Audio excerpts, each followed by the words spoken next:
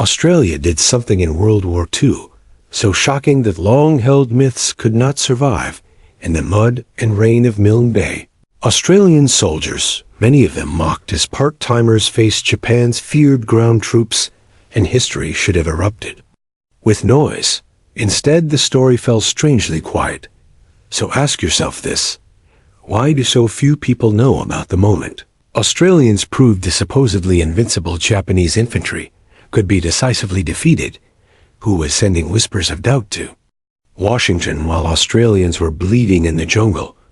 And after the battle, who controlled the credit, and for what reason? If you believe you understand the Pacific War, stay until the end, because what happened to Australia's victory at Milne Bay will surprise you. 14th day arrived like a verdict, and Milne Bay looked like the filthiest courtroom on earth. The jungle still smoldered, the air was thick, and the coastline of Papua New Guinea had become a slick ribbon of mud wreckage and abandoned equipment. Japanese soldiers lay scattered along the shore, cut off, finished, and left behind. Then something once thought impossible became reality for the first time in the entire war. A Japanese land force was not merely slowed or contained, it was decisively beaten and driven back into the sea. The men who did this were Australians, and that detail matters more than many history books admit. They were not a polished parade of elite professionals, not the kind of soldiers Hollywood prefers to celebrate. Many were militia, part-time defenders, the sort of men polite society underestimates until they are suddenly essential. Against every prediction, these Australians shattered Japan's supposedly unstoppable advance in a forgotten tropical corner. They had been dismissed as soft, as second-rate, as a risky force that would collapse under pressure. They were doubted in Washington and mocked in Brisbane, even while being expected to hold the line.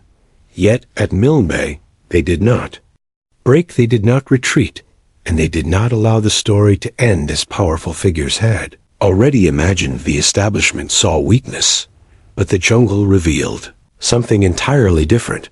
That was only the first blow, because once the shooting stopped, the silence began. The next battle was fought not with rifles or tanks, but with memos, cables, carefully chosen words, and the deliberate avoidance of one simple sentence spoken aloud. The world would not hear about Milne Bay as it deserved. Not then, and not for decades. The victory should have dominated headlines, because it destroyed the myth that Japanese land forces could not be beaten.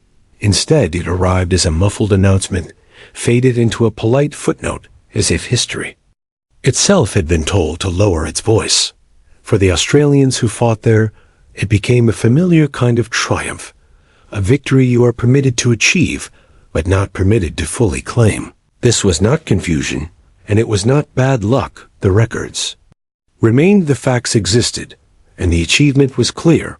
Recognition simply never arrived at full volume. No conspiracy theory is required to understand how this happens. It happens when reality embarrasses powerful people, and reality gets edited. It happens when truth threatens reputation, and reputation has offices, media influence, and direct channels to Washington. It happens when the people who did the fighting are far away, exhausted, muddy, and politically powerless. The silence also had a face and a uniform. The man shaping the narrative was not a distant bureaucrat, but the dominant Allied commander in the region, Douglas MacArthur. He commanded Allied forces in the Pacific and watched Milne Bay with growing concern, while Australian troops fought, held positions, and suffered losses in the jungle.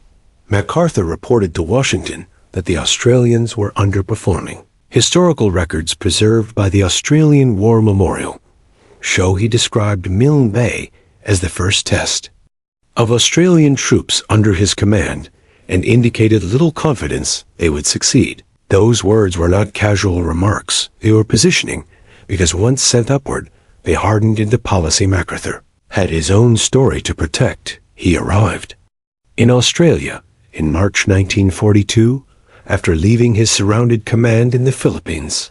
A withdrawal controversial, despite being framed as strategic necessity. He needed the Pacific narrative to show that under his leadership, the Allies could win in the early days of Milne Bay. He saw danger, not reassurance, so he planted doubt while the outcome was still uncertain. That is where the moral ugliness begins, because skepticism about the soldiers in the jungle was being expressed at the highest levels while those same soldiers were fighting Japanese infantry and tanks in brutal conditions.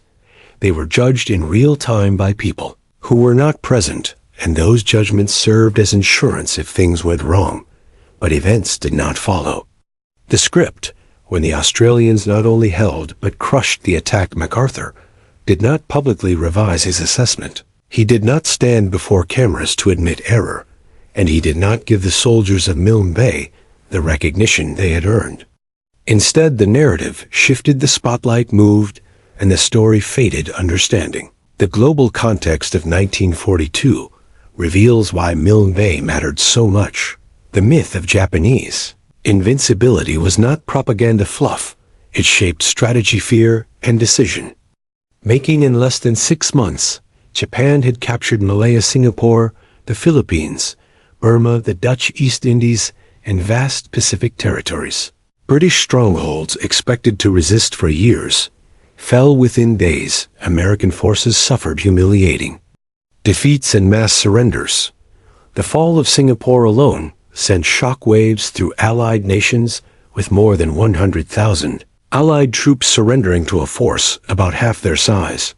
That humiliation spread through headquarters everywhere, creating the belief that Japanese soldiers never retreated, never surrendered, and never failed. Experienced officers described them as nearly superhuman in endurance, aggression, and tactical ability. Those reports shaped deployment strategies and expectations. Australia felt this fear deeply, especially after the loss of Singapore placed over 15,000 Australian soldiers into captivity, the largest capture in the nation's military history. Following defeats in Greece and Crete, Australians had reason to question who would support them and who might abandon them again. Milne Bay forced fear to confront reality. It was not simply another battle. It was the moment a supposedly unstoppable Japanese advance was broken by troops many allies had dismissed. Militia soldiers, mocked as chocolate soldiers, proved they would not melt under heat, mud, fear, or pressure. This should have rewritten the Pacific narrative in bold letters. Milne Bay itself was no famous location, yet in mid-1942 it functioned like a loaded weapon aimed at the entire Southwest Pacific. Positioned at the eastern tip of New Guinea, it offered a deep natural harbor surrounded by dense jungle, steep mountains, and relentless rain. Allied engineers were carving airstrips from mud, because whoever controlled those runways controlled the sky across a vast region. Hold Milne Bay, and aircraft could strike shipping routes, protect Port Moresby, and dominate nearby seas. Lose it, and the enemy would gain a forward base, threatening every Allied position. Japan recognized this value. Their plan code, named Operation Re-aimed to land, seize the airstrips, destroy the garrison, and convert the bay into a staging point for attacks on Port Moresby, and eventually pressure against Australia itself. It was intended to be swift, efficient, and demoralizing. The defending force, known as No Force, was not a single uniform unit. It combined experienced soldiers from the 18th Brigade of the 2nd Australian Imperial Force with the largely militia 7th Brigade. The militia were citizen soldiers, farmers, factory workers, teachers, tradesmen, who had left ordinary lives to defend their homeland. Instead of respect, they received scorn. In some official circles, they were labeled chocolate soldiers, implying they would melt in combat. This insult carried class prejudice and institutional arrogance. When the Japanese landed on the night of the 25th of August 1942, with roughly 1,200 troops and tanks, the first use of Japanese armor against Allied forces in the Pacific, they encountered not a weak target, but a determined defense. Japanese intelligence had incorrectly reported the airstrips were not operational. In reality, they were active, armed, and ready. The environment itself favored defenders. Jungle terrain, mud, and rain restricted movement and visibility. Tanks struggled, supply lines faltered, and confusion replaced speed. The militia units often bore the brunt of early fighting, demonstrating endurance rather than collapsed combat. In the jungle was brutal, intimate, and unforgiving. Sound was swallowed by vegetation, visibility shrank to a few meters, and every track became a muddy channel. Close quarters fighting eliminated advantages of large formations, turning the struggle into a test of discipline, nerve, and persistence. Australian troops faced an enemy with a fearsome reputation, without immediate reinforcements or public backing from high command. Yet, they held ground that mattered. Meanwhile, far away in Brisbane, MacArthur monitored events anxiously. Concerned about his reputation, he communicated doubts to General George Marshall in Washington, while the battle was still undecided. His headquarters reportedly fluctuated wildly, with each incoming report illustrating panic at the top, while soldiers below continued fighting. A decisive factor was Australian air power pilots from the Royal Australian Air Force. Flying Kitty Hawk fighters operated from the threatened airstrips, conducting relentless ground attack missions in dangerous weather. They disrupted Japanese movement, destroyed supplies, and prevented reinforcement. Japan had not planned for operational airfields, and this intelligence failure proved catastrophic. By early September, Japanese momentum collapsed. Unable to secure the airstrips and suffering constant attack, the landing force had no viable path forward. On the 4th of September, evacuation began under cover of darkness. Destroyers withdrew, survivors leading behind those who could not be moved. After 14 days, Japan abandoned territory it intended to hold permanently, marking the first decisive land defeat of Japanese forces in the war. This result shattered the aura of inevitability surrounding Japan's expansion. Australian regulars and militia together had turned the invasion into a trap. Brigadier John Field summarized the psychological impact bluntly, saying Japanese troops were not superhuman. In 1942, that realization was vital for Allied morale, yet the victory's meaning was muted. Attention soon turned to criticism of Brigadier Cyril Claus, who had commanded Milforce. Despite the successful defense, higher commanders portrayed his caution as weakness rather than prudent control under extreme pressure. This criticism damaged his reputation, even though historical analysis later judged it unfair. Milne Bay should have stood as clear proof of Australian fighting capability, especially for the militia previously dismissed. Instead, it slipped into the shadows. While other campaigns captured public attention, the Pacific War continued for years, and battles like Kokoda became national symbols, while Milne Bay's strategic importance remained under-recognized. Its peak mill force included about 8,500 Australian soldiers, supported by air units and American engineers. Japan committed roughly 2,000 troops. Terrain and weather negated numerical advantages, turning the conflict into localized, brutal engagements. Australia lost 373 soldiers killed or dead from wounds, with many more injured. Rainfall at Milne Bay exceeded 250 centimeters annually, and during the battle, rain was nearly constant. Roads became rivers, vehicles stalled, supply missions turned into exhausting ordeals.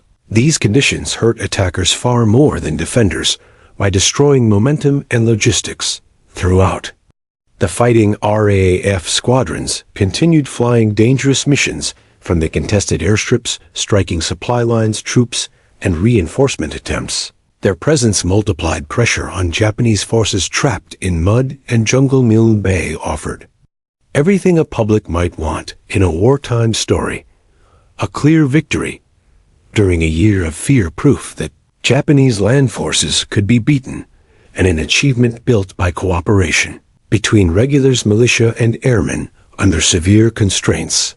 It was also uncomfortable for leaders who had expressed doubt beforehand, because celebrating it loudly would invite questions about their earlier judgments. Credit matters because it shapes memory, and memory shapes national identity. Milne Bay should have proclaimed that the so-called chocolate soldiers did not melt, that Australians could win without permission, and that reality could defy headquarters predictions. Instead, many veterans carried the quiet knowledge that the official story never matched. What they lived in Milne Bay remained in Allied hands, ending Japan's plan to use it as a forward base for attacks on Port Moresby. The war moved on to new battles, new jungles, and new sacrifices. The men who fought there returned to other fronts' hospitals. Or long years of waiting for recognition, what they retained was the undeniable fact in the rain and mud of Milne Bay. Australian soldiers and airmen broke the myth that had been suffocating Allied confidence across the Pacific, and history still owes that truth its full voice.